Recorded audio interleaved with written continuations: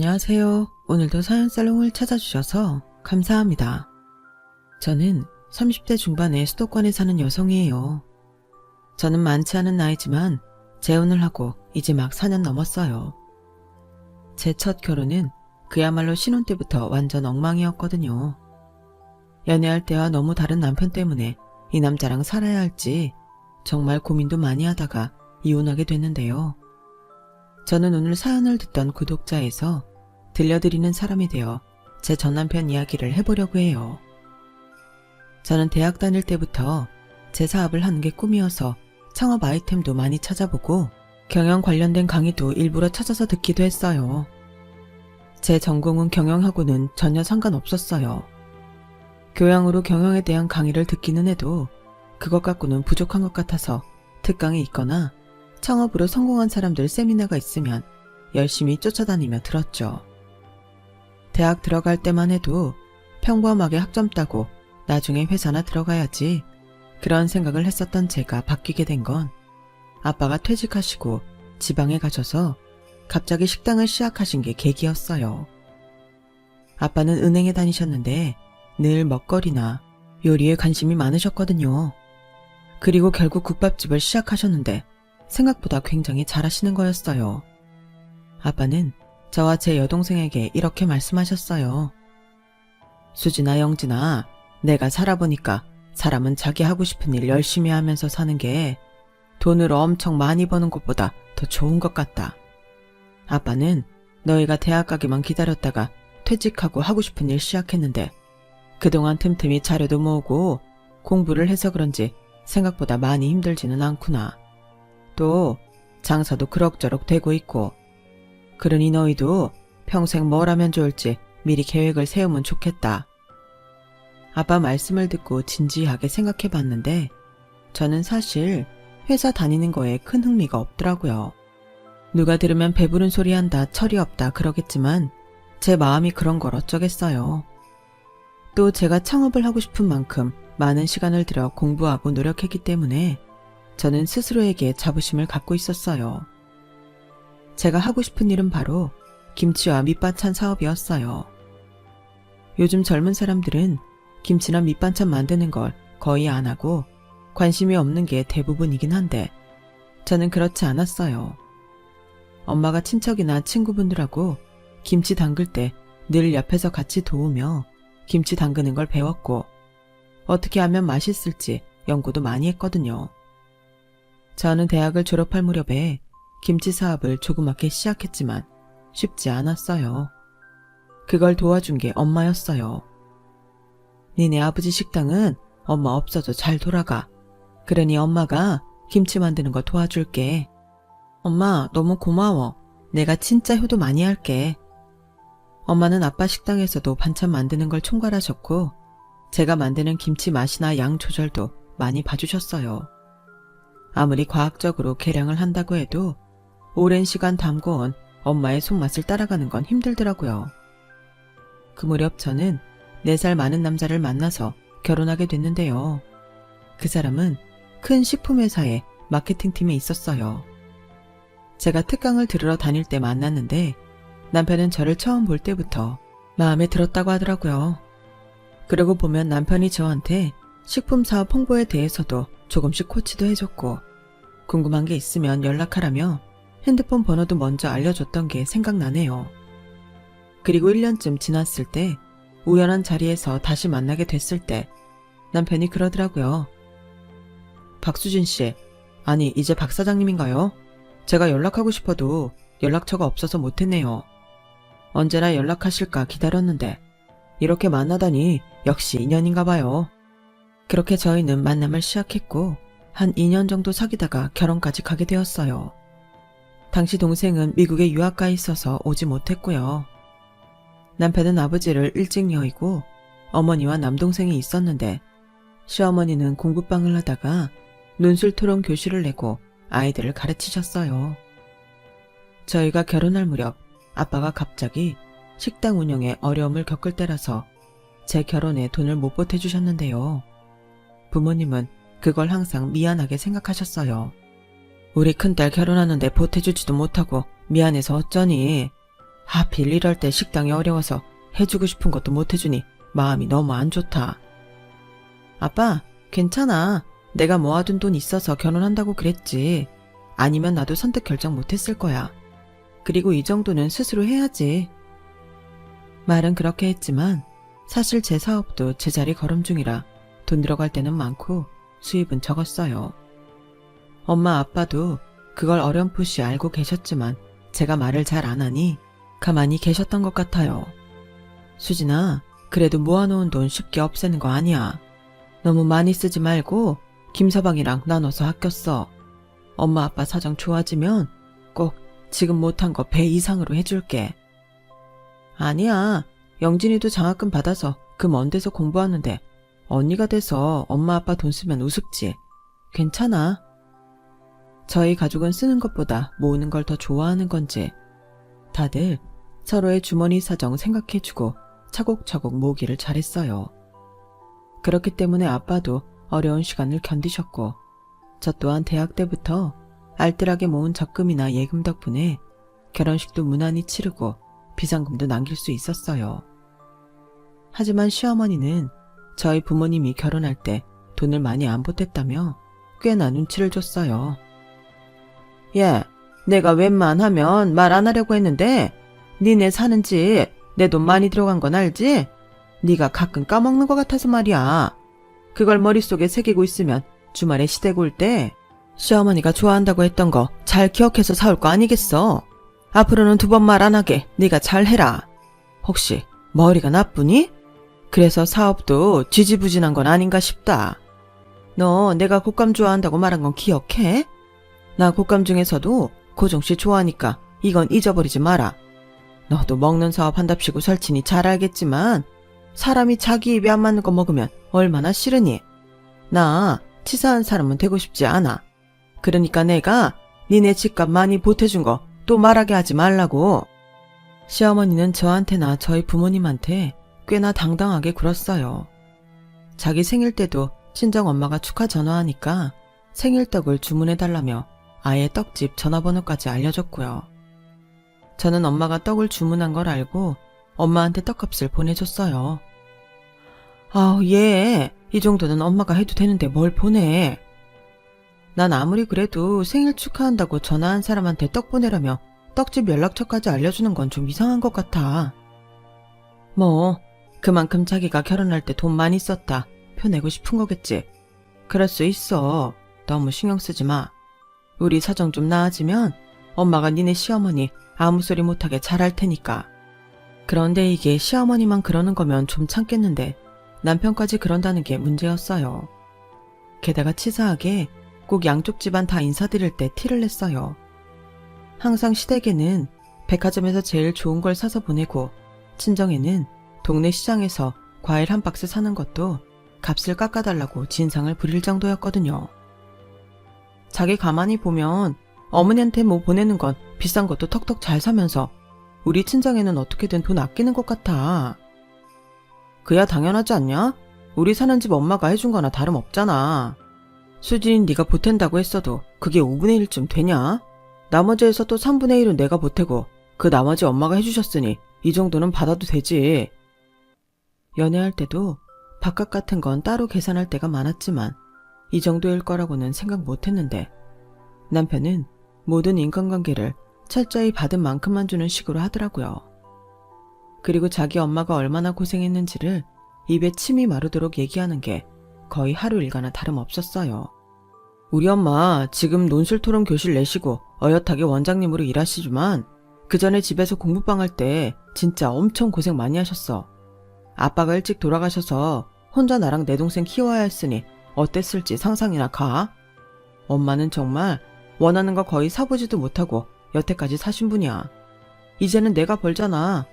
어엿한 한 가정의 가장이기도 하니 엄마 하고 싶은 것쯤은 아들이 내가 해드려야지.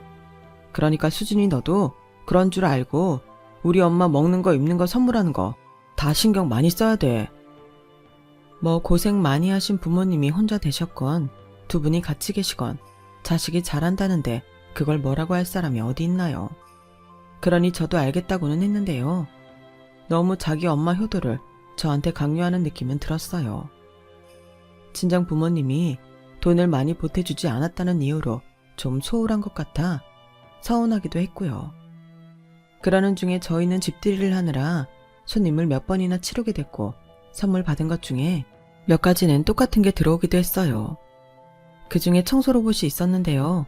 저희는 먼저 쓰던 것도 있는데다가 2개나 더 들어와서 하나를 친정에 보냈어요. 안 그래도 바쁘신 부모님 청소할 때라도 좀 편하시라고요. 그런데 주말 아침에 남편이 청소 로봇 하나가 안 보인다며 온 집안을 뒤집고 난리더라고요. 아니, 이게 충전도 안 됐는데 혼자 움직여서 어디 간 것도 아닐 텐데 왜 안 보여? 청소 로봇 말이지? 저기 하나 있잖아. 하나 아니고 2개잖아. 왜 안 보이지?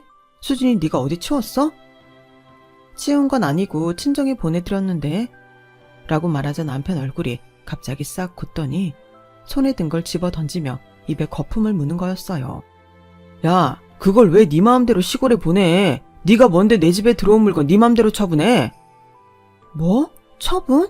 부모님 쓰시라고 드린 게 어떻게 처분이야? 같은 거 하나 더 있잖아.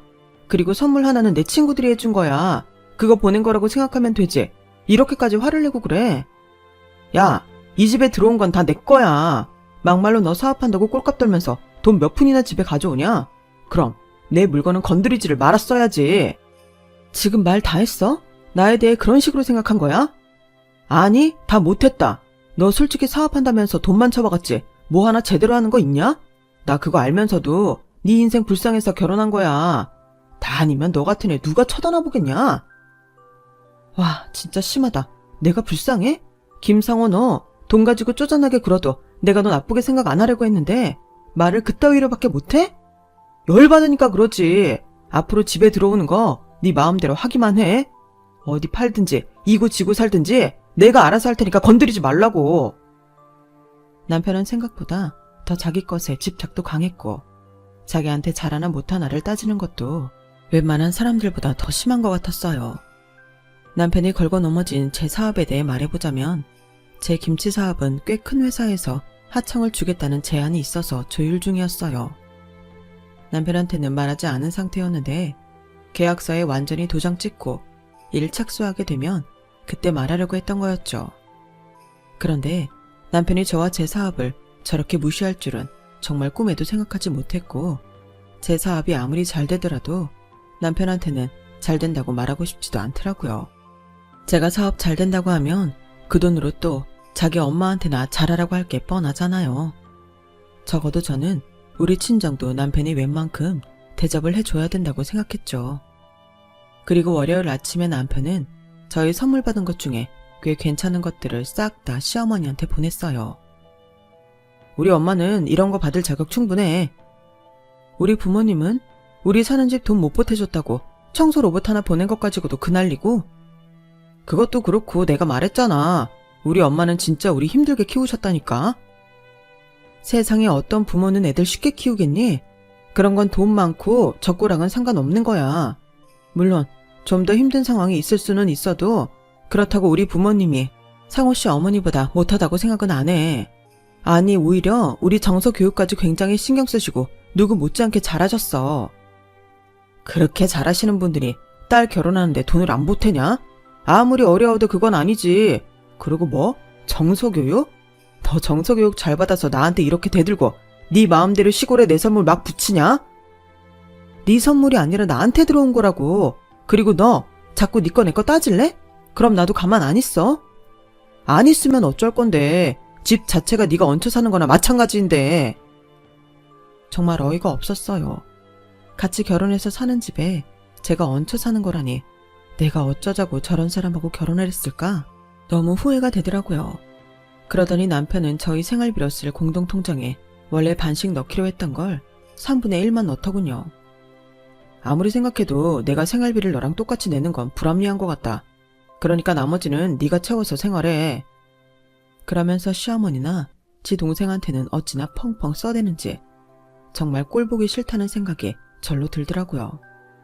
결혼 초반부터 이게 무슨 일인가 싶고 하루빨리 정리하고 그냥 혼자 살아야 되나 본격적으로 고민하게 됐죠. 그래도 얼마 살아보지 않고 이혼한다고 하는 건 너무 철없는 것 같아서 남편이 앞으로 어떻게 나올지 두고 보기로 했어요. 하지만 갈수록 친정과 시댁을 차별하는 건 심해지기만 했어요.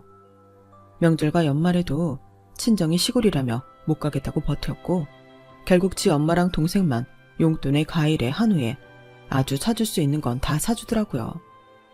자기가 버는 게 얼마나 되길래 저러나 싶을 정도였는데 한 번은 시어머니가 그러더라고요. 우리 상호가 대학교 다닐 때부터 주식 공부를 그렇게 하더니 그걸로 이제 조금씩 돈이 나오나 보더라. 넌 똑똑한 남편 둬서 좋겠다. 좋긴 뭐가 좋나요? 전 그 돈 구경 한 번도 못 해봤는데요. 남편은 심지어 여행도 자기네 가족하고만 가더라고요. 저의 사업은 조금씩 활로를 찾으며 성장을 시작했지만 남편 하는 짓이 너무 얄미워서 아무 말도 안 하고 있었어요. 그러다가 시어머니가 발을 헛디뎌서 다치는 일이 생겼어요. 응급실이라고 얼른 오라고 하도 호들갑을 떨길래 무슨 큰일이라도 생긴 줄 알고 헐레벌떡 갔죠. 의사는 시어머니를 좀 피곤하다는 듯 보며 저한테 말했어요. 별일 아니에요. 뭐 환자분은 놀라셨으니 이렇게 말하면 실례겠지만 그냥 왼쪽 발목 접질러서 깁스하고 주사 맞았거든요. 사실 이게 응급실 올 일은 아닌데 아무튼 수납하고 퇴원하세요. 저는 그날 시어머니를 집에 모셔드리고 뭐 드시고 싶은 게 없는지 물어봤어요. 이렇게 아프니 내가 좋아하는 곶감 먹고 싶구나. 너 알지? 내가 좋아하는 고종씨. 내일 올 때 그거 갖고 와라. 어머니, 저 내일은 회사에 중요한 회의 있어요. 그리고 고종씨가 마트에 없을 수도 있잖아요. 제가 인터넷에서 주문해서 보내드릴게요. 넌 시애미가 다쳐서 꼼짝 못하는데 와보지도 않겠다는 거야? 야, 김치 사업 잘 되지도 않는다면서 회의는 무슨 회의니? 어머니, 어머니는 독서교실 잘 안 된다고 자리 비우세요? 아니잖아요. 학생 없어도 학원 여는 시간에는 자리에 있어야 되잖아요. 저도 마찬가지예요. 그리고 저는 동네 애들 교실이 아니라 엄연한 회사예요. 잘 되지 않아도 회의에 대표가 나가야 되잖아요. 어머니 아이들 가르치시니까 잘 아실 거 아니에요. 그동안 별 말 없이 시어머니가 막말하는 걸 듣고 있던 제가 차근차근 따져 말하니 시어머니는 더 말을 못하더라고요. 그런데 남편은 저보고 아예 시댁에서 먹고 자면서 시어머니 간호를 하라는 거였어요. 어머니 중병 걸리셨어? 그냥 발목 삐끗하신 거야. 의사도 별거 아니라고 어머니 알아듣게 충분히 말했다고. 근데 무슨 시댁에서 있으라고 그래. 그렇게 어머니 걱정되면 상우씨가 가서 거기서 출퇴근해. 난 거기서 회사 멀단 말이야. 그리고 큰 병이건 작은 병이건 시어머니가 아픈데 며느리가 이러고 있어? 그게 말이 돼? 그래서 오늘 응급실 가서 모셔다 드렸잖아. 고종신지 뭔지도 먹고 싶다고 해서 인터넷 주문도 했다고. 그게 할 일 다 했다는 거야. 넌 지금 우리가 누구 덕에 이러고 사는데 우리 엄마 위해서 그거 하나 못 해줘? 와, 여기에도 집 얘기를 끌어들여? 계산을 하자면 그렇다는 거지. 너 그럼 저번 연말 연시에 우리 엄마 아빠가 너한테 보낸 용돈은 뭐야? 나는 시어머니한테 그런 거 한번 받아본 적 없어. 근데 너 네 생일에도 용돈 받고 명절에 시골이라고 내려가지도 않는데 돈 받았잖아. 무식하게 지방이면 다 시골인 줄 알고 지방 도시라는 개념도 모르는 너한테 우리 엄마가 돈 보내준 거 기억 안 나냐고. 야, 그깟 몇 푼이 집 살 때 들어간 거랑 같냐? 나도 계산하고 있어. 장인 장모님이 나한테 얼마나 해주는지 지금 다 헤아리고 있다고. 나도 그거 맞춰서 하는 거야. 남편은 정말 계산적이다 못해 차가운 냉혈동물 같기만 했어요. 그것도 우리 친정 한정일 뿐 자기 집 가족이나 회사 동료한테는 안 그랬지만요. 한마디로 이 인간하고 살아보지 않으면 이런 돈 가지고 따지는 성격은 그 누구도 상상하지 못했을 거예요. 남편은 결혼하고 단 한 번도 친정에 가지 않았고 심지어 문안 전화도 제대로 드려본 적이 없었어요. 제가 전화할 때 인사하라고 하면 마지못해 제 핸드폰 받아서 대충 인사하고 끝내는 게 다였죠. 아무튼 시간이 흘러서 꾸역꾸역 저는 1년 반을 그 인간 옆에서 버티고 살았어요. 그 사이 제 동생이 한국에 와서 결혼을 했고 아빠 식당은 다시 상황이 좋아지고 있었어요. 저는 무사히 큰 회사와 계약을 마치고 김치 납품을 하고 있었고요. 남편이 다니는 회사와는 비교도 안 될 정도의 회사였어요. 남편은 제 동생이 결혼할 때 상견례 자리에도 오지 않았고 결혼식에도 형식적으로 참석만 했다가 약속이 있다며 어디로 가버려서 밤 늦게 들어왔었죠. 저는 이제 진짜 이 남자와 사는 데의 한계를 느끼기 시작했는데 그러다가 제가 정말 폭발해버리는 일이 생겼어요. 그건 바로 어버이날 때문이었어요. 남편은 성과급을 받았다며 시어머니랑 시동생하고 여행을 간다며 제주도의 특급 호텔 예약에 명품 가방까지 선물로 사다 드리더라고요. 그 인간이야 자기 돈 생기면 원래 시댁만 챙기니 그러려니 했죠. 저도 동생하고 의논해서 친정 부모님 여행 보내드리려고 했는데 두 분 다 바쁘시다고 한사코 거절하셔서 결국 선물로 대신하게 됐죠.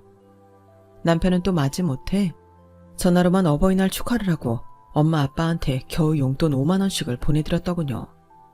친정 부모님은 그것도 고맙다며 인사를 했고요.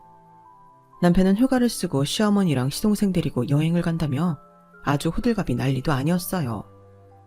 평생 여행 못 가봤나 싶을 정도로 여행 가방부터 선글라스에 옷에 심지어 슬리퍼까지 새 거를 사더라고요.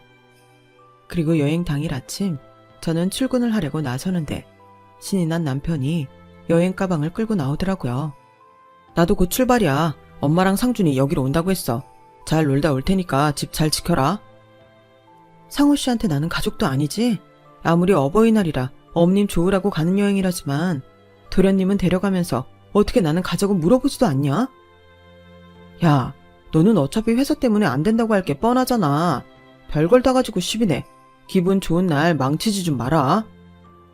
엘리베이터를 타고 내려가니 아파트 앞에 시어머니와 시동생이 있는데 저는 거칠애라도 좋은 표정이 나오지 않아서 잘 다녀오세요 라고만 하고 그 인간들을 지나쳐왔어요. 그런데 뒤에서 시어머니와 시동생 떠드는 소리가 저를 완전 열받게 만들었어요. 상호 네가 준 300만 원으로 뭐 할까 하다가 친구들하고 해외여행 가기로 했다. 내 아들이 이렇게 돈 줬다고 아주 자랑자랑했지. 난 형이 준 100만 원 명품 신발 사는 거 보태려고. 안 그래도 찜해둔 거 있었는데 꽁돈 생겨서 완전 이득이야. 그러니까 우리 친정 부모님한테는 겨우 5만 원씩 주고 시어머니랑 시동생한테는 100단위 돈을 줬다는 거였어요. 너무 열이 받은 저는 바로 친정에 전화를 해서 아무 말 하지 말고 바로 서울로 올라오라고 난리를 쳤어요. 물론 동생 부부한테도 계획 변경한다고 오라고 했고요. 그리고 저희 김치를 계약한 고급 한정식 집으로 모시고 강남에서 제일 좋은 호텔을 당일 예약해서 부모님한테 푹 쉬다가 내려가시라고 했죠. 아, 우리 이렇게 비싼데 별로야. 수진이 너 요새 사업 좀 된다고 돈 너무 막 쓰는 거 아니니? 아니 엄마. 그냥 나 오늘만큼은 엄마 아빠한테 잘하고 싶어. 뭐든 제일 비싼 걸로 해주고 싶고 제일 좋은 것만 드리고 싶다고. 우리 그런 마음도 알아줘.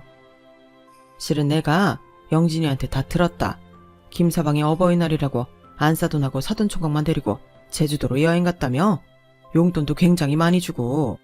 김서방 성격이 그런 거 네가 고치지는 못할 거다. 너는 시댁에 잘하는데 김서방은 우리가 결혼할 때 돈 못 대줬다고 이러는 거 아빠랑 엄마도 다 알아.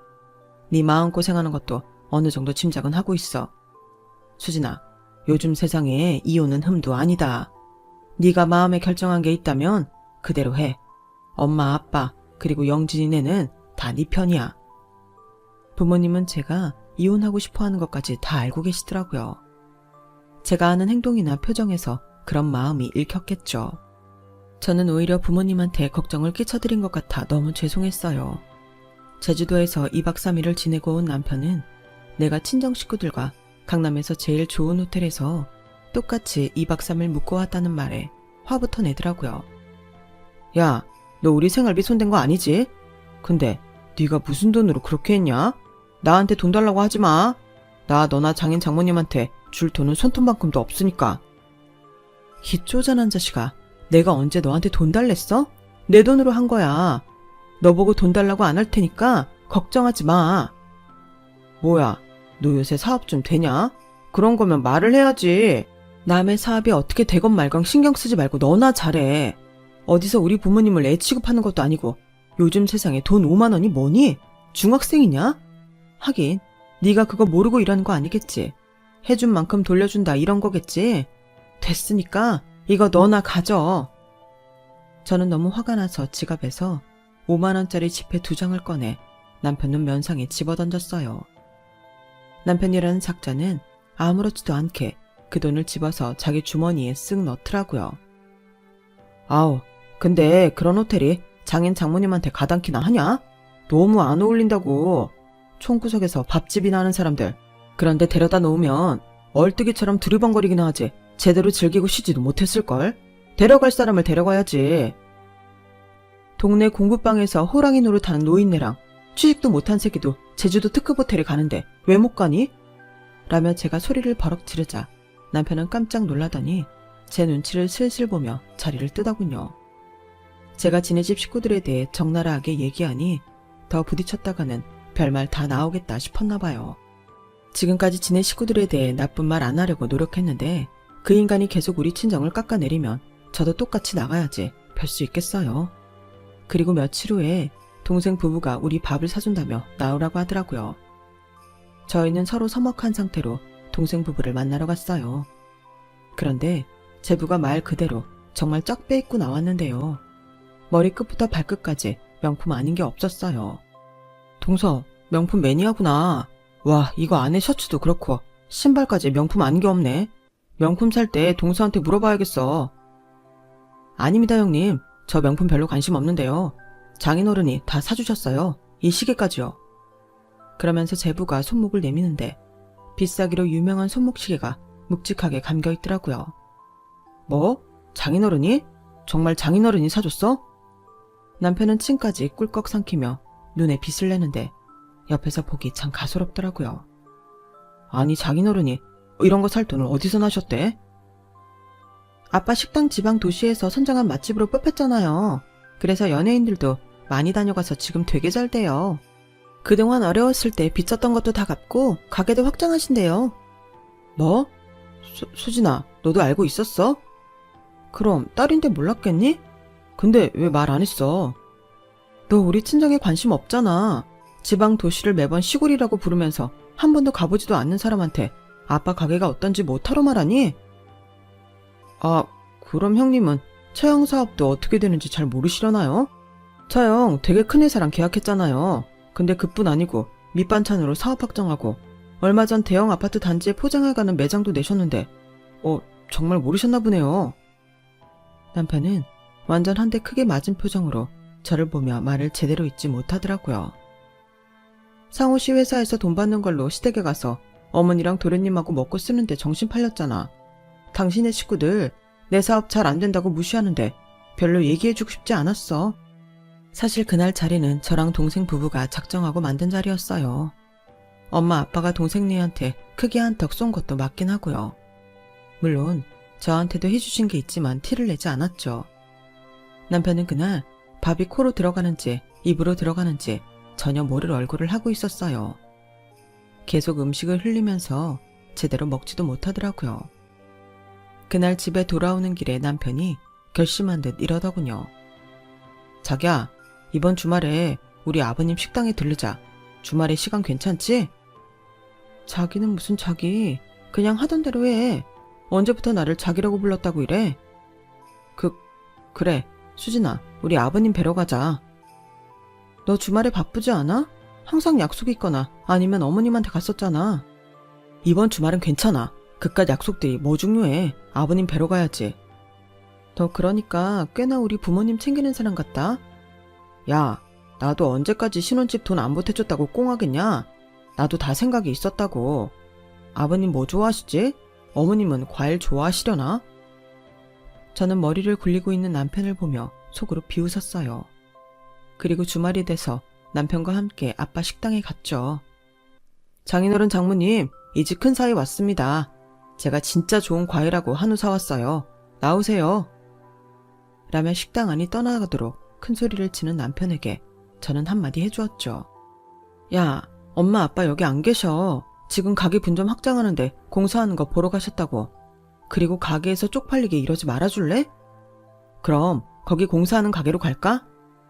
거길 우리가 왜 가? 걸리적거리기만 하지. 집에 가서 기다리고 있으면 오실 거야. 그리고서는 얼마 전 부모님이 이사하신 아파트로 남편을 데려갔어요. 남편이 눈이 휘둥그레져서 아파트를 막 둘러보더라고요. 여기 되게 좋은데? 앞으로 바다가 쫙 보이네. 와, 맨날 호텔에 있는 것 같겠다. 그래, 네가 우리 부모님한테 가당키냐 하냐는 그 호텔보다도 훨씬 뷰가 좋지. 넌 아직도 그런 말을 하냐? 그냥 좀 지나가라. 네가 내뱉었어도 싸가지 없긴 하지? 왜? 이제 와서 생각해보니 네 말이 너무 이상했어? 제 말에 남편은 찍소리 못하고 소파에 앉더라고요. 잠시 후 부모님이 오자 남편은 무슨 버선발로 뛰어나가는 것처럼 현관까지 달려가서 저희 부모님을 맞았어요. 아유, 장인어른 장모님, 제가 찾아뵌다 하면서 좀 늦었습니다. 죄송합니다. 제가 선물 사왔어요. 우리 식당에서 고기도 팔고 후식으로 과일도 내가는데 매일 봐서 질리는 걸 누가 먹는다고 사오나? 엄마의 차가운 말에 남편은 당황해서 헤매기 시작하더군요. 아, 그러셨죠. 제가 생각이 언짢았네요. 아니, 생각이 언짢은 게 아니고 장모님 언짢으셨겠어요. 제 생각이 짧았어요. 그럼 어디 나가시죠? 제가 대접하겠습니다. 회 좋아하세요? 아니면 중식 레스토랑 가실래요? 다 됐으니 거기 좀 앉게. 아빠가 근엄하게 말씀하시자 남편은 바짝 쫄아서 부모님 앞에 앉더군요. 장인어른, 제가 너무 찾아뵙지 못해서 섭섭하셨죠? 죄송합니다. 저도 먹고 사느라고 그랬어요. 근데 저도 좀 섭섭했던 게 있는데요. 아무리 제가 소원했다고 해도 동서한테만 그렇게 선물 잔뜩 주시고 저한테 말씀 한마디 없으신 건 좀 아니지 않나 해서요. 자네도 그러지 않았어? 우리가 결혼할 때 집값 못 보태줬다고 우리는 거지 취급하지 않았나? 자네는 자네가 뭐 하나 제대로 보내주는 걸 본 적이 없는데? 그에 비해 둘째네는 연애할 때부터 자주 전화도 하고 한국에도 오자마자 우리 식당에 와서 거들고 일도 했어. 자네가 계산 확실히 하는데 우리라고 그러지 말라는 법 있나? 아버님, 제가 그런 건... 네, 결혼할 때 도움 못 받은 게 섭섭해서 그런 건 맞는데요. 그럼 이제 지금부터는 다시 계산해야죠. 제가 해드리는 것만큼 이제 해주셔야 되지 않나 하고요. 참, 자네 정말 계산 하나는 정확하게 하는군. 치가 떨릴 정도야. 그래서 말이야, 우리도 결정했어. 자네랑 수진이 이혼하는 거 말리지 않기로. 네? 이혼이라고요? 아닙니다. 저희 그런 말 한 적 없습니다. 수진아, 뭐라고 말 좀 해봐. 남편은 완전 충격을 받아서 제 팔을 붙잡고 난리였어요. 나 너랑 이혼할 거야. 너 네가 돈 얼마 버는지 나한테 공개 확실히 안 해서 나도 그렇게 했던 거고. 네가 번 돈은 니네 집에만 썼잖아. 시댁이랑 뭘 하기로 했는지 알려주지도 않았고. 내가 그런 무시를 당하면서 왜 너랑 살아야 되는데? 그리고 나 네가 우리 엄마 아빠 장사 잘 되는 거에 숟가락 얹는 꼬라지 그거 못 봐. 그러니까 너 나랑 순순히 합의 이혼하든지 아니면 진흙탕 싸움 해보든지 알아서 해. 너랑 니네 엄마 나한테 그동안 막말한 거 많아서 그것도 다 유책 사유 된다고 들었거든? 나는 무슨 수를 써서라도 끝까지 싸워서 너한테 정신적 피해 보상까지 받아낼 테니까 너 잘 결정해. 그자 남편은 제가 그동안 이를 갈며 오늘을 기다렸다는 걸 깨닫고 낯빛이 하얘지더라고요. 수진아, 이러지 마. 나 이혼 같은 거 원한 적 없어. 그럼 네가 나를 좀 더 존중했어야지. 적어도 니네 식구한테 돈 쓰는 거 반이라도 썼어야지. 나 돈만 가지고 이러는 거 아니야. 우리 집 무시하고 내일 무시하는 거 진짜 많이 참았거든? 넌 그냥 계산만 하는 게 아니라 상대한테 돈이 얼마나 있나 그걸 봐가면서 머리 굴리니까 안 되는 거야. 너 니네 엄마한테 가서 니네 엄마 좋아하는 고종신화 잔뜩 사드리고 평생 그렇게 살라고. 제 말에 남편은 그 자리에서 무릎을 꿇고 엄마 아빠한테 빌었어요. 장인어른 장모님, 제가 바보였어요. 잘못했습니다. 수진이 좀 말려주세요. 제가 이제 정말 잘할게요. 그동안 못한 것까지, 아니, 그보다 더 많이 해드리겠습니다. 수진이 왜죠? 제가 다 할게요. 제발 말려주세요, 장모님. 자네 말이야, 내 딸 사업이 전처럼 힘들었어도 이렇게 말했을까? 우리가 계속 가게가 자금 때문에 어려웠으면 자네가 이러고 찾아나왔겠어? 하나를 보면 열을 한다고. 수진이 말 안 해도 속 썩는 거 다 알고 있었어. 어떤 부모가 미쳤다고 자식 평생 속 썩는 자리에 있게 하고 싶겠나? 자네 같은 인간 트럭으로 갖다 줘도 트럭만 갖고 내다 버릴 거네. 여기 나가서 지나가는 사람들 붙잡고 다 물어봐.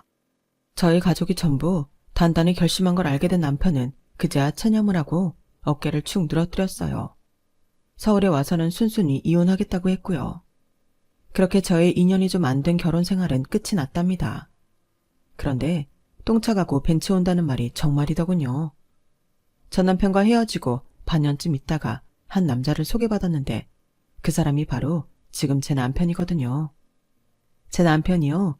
이런 말하면 팔불출 소리 듣겠지만 성격도 좋고 멘탈도 강해서 의지가 되는 사람이에요. 정말 괜찮은 사람 알아보고 잘 살라고 그런 남자를 먼저 만났나 싶기도 할 만큼요. 저는 지금 2살 된 딸과 남편, 그리고 시부모님, 친정부모님과 함께 화목하게 잘 살고 있어요. 그러니 정말 너무 아니다 싶은 사람과 사는 분들 정리하고 새 출발하는 것도 괜찮다는 말씀 드려요. 어쩌면 그것도 저희 인생에 다 계획되어 있는 건지도 모르잖아요. 저희에게 행복이 뭔지 가르쳐 주려고 말이죠. 그럼 제 이야기는 여기서 마칠게요. 감사합니다. 들어주신 분들 모두 행복하세요. 여러분, 사연 댓글에 응원과 현명한 조언 부탁드려요. 좋아요와 구독은 저에게 큰 힘이 됩니다. 오늘도 좋은 일 가득하세요.